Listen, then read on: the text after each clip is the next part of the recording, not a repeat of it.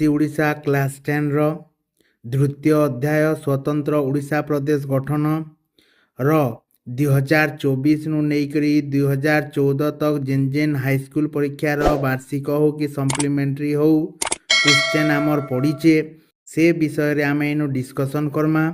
तो प्रथम पाठ होचे उड़िया जातीयतार विकास। किए उत्कल दीपिकार संपादक थिले? गौरी शंकर राय। किए उड़ीसार प्रथम स्नातक होइथिले? मधुसूदन दास। किए बोधदायिनी संवादपत्रर संपादक थिले? फकीर मोहन सेनापति।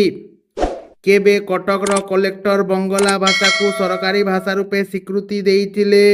1849 मसीहा। काहाकू तांकर जनहितोई पदक्षेप पाई प्रशंसा और धन्यवाद जणाइबा पाई कटक रे एक साधारण सभा आयोजित होइतिला?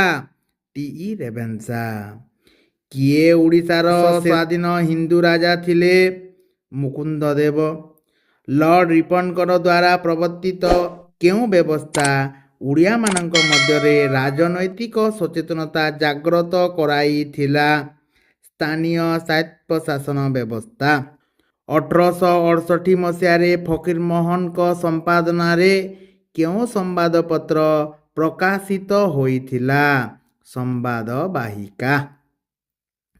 1837 मसीह उड़ीसार प्रथम छापाखाना केउ नाम रे प्रतिष्ठा होइथिला? Cuttack mission press.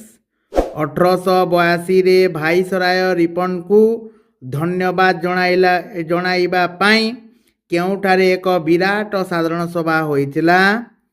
इतार उत्तर होचे कटक। किए संवाद वाहिका रो संपादक थिले? 8 नंबर रो उत्तर जिनटे 11 नंबर रो उत्तर हे समाने गुटे फकीर मोहन सेनापति। इंग्रेज माने उड़ीसा अधिकार करिबा समय रे मुख्यतः केउ जिल्ला गुड़िक उड़ीसा शासनर अंतर्भुक्त थिला? तो इतिर उत्तर होचे डी पुरी, कटक और बालेश्वर। केउ वर्ष उड़ीसा रे प्रथम मुद्रण यंत्र स्थापित होइथिला?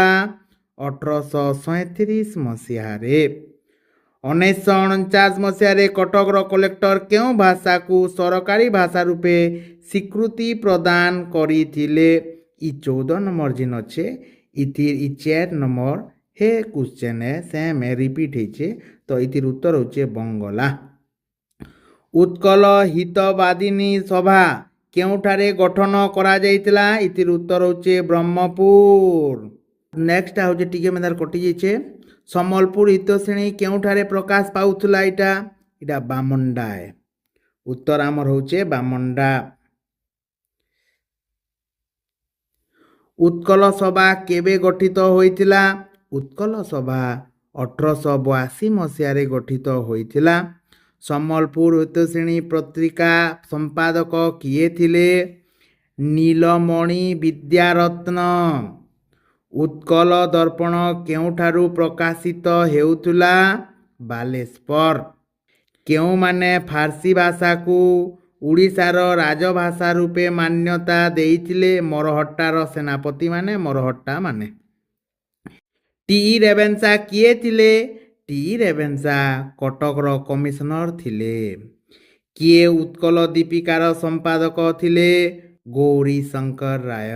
मरहट्टा मानक द्वारा केउ भाषा उड़ीसार राजकोष रूपे मान्यता पाइथिला? फारसी भाषा। केउ सभा उत्कल सम्मिलनी नाम रे एक जातीय अनुष्ठान गठन पाई निष्पत्ति नेइथिला? तो इतिर उत्तर होचे उत्कल सभा।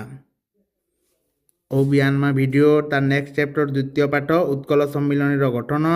तो जल्दी कला तुम्हें एसके डिजिटल ट्यूशन के सब्सक्राइब करनियो।